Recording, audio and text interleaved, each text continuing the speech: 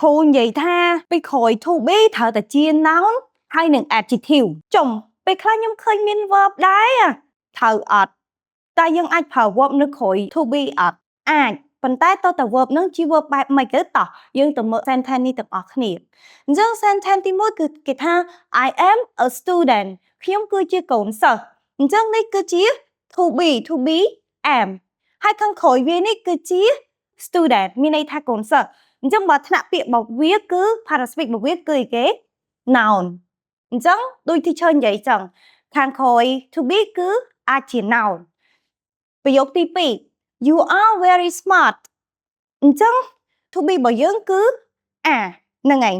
ចុះខាងក្រោយនេះ very កន្លែងនេះដើរតួជា adverb ហើយ smart កន្លែងនេះដើរតួជា adjective អញ្ចឹងពីក្រោយ to be can be adverb ហើយ can be adjective មួយទៀតអញ្ចឹងដូចអីដែល teacher បាននិយាយក្រោយ to be គឺយើងដាក់បាន noun គុណនាមហើយនឹងគុណកិរិយាចុះបើគ្នាយើងនិយាយថាចុះបើវាជា verb តើ verb នឹងបែបម៉េចយើងមកមើលប្រយោគទី3 she is doing her homework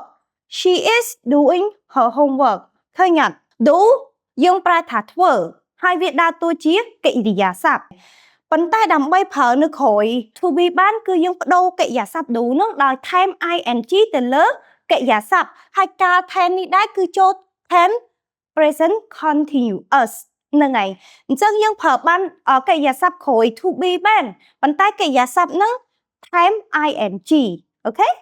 មួយទៀត the room is clean បន្ទប់ត្រូវបានគេសម្អាត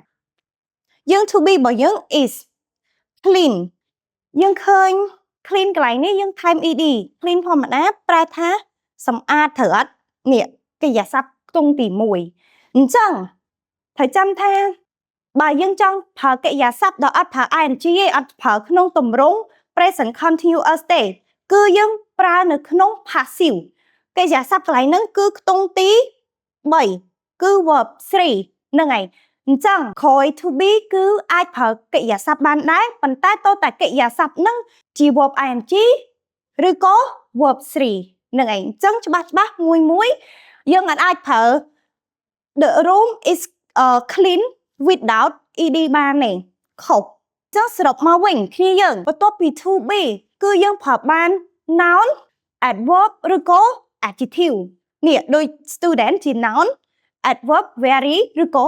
smart ជា adjective yes ហើយយើងក៏អាចប្រើបានជាមួយនឹង verb ដូចគ្នាប៉ុន្តែ verb ហ្នឹងតើតែបំលែងវាទៅជា verb ing ឬក៏ជា verb 3ហ្នឹងហើយអញ្ចឹងចំពោះវីដេអូ teacher គឺមានតែប៉ុណ្្នឹងទេសង្ឃឹមអ្នកទាំងអស់គ្នាឡើងយល់ច្រឡំទៀតបាយបាយ